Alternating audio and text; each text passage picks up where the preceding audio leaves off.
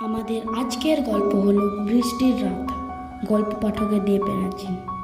এক রাতে আমি টিউশন পড়ে বাড়ি ফিরছিলাম।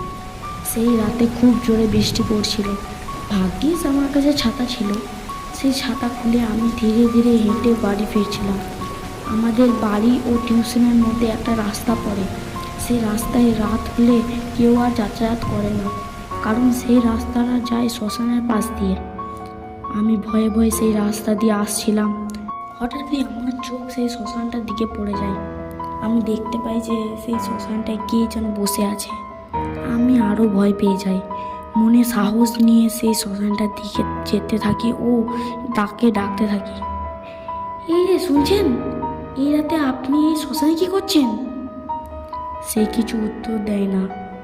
আমি আর জিজ্ঞাসা করতে যাবো না, দেখি একটা কালো বেড়াল আমার পাশ দিয়ে পেরিয়ে যায়। সে বেড়ালটি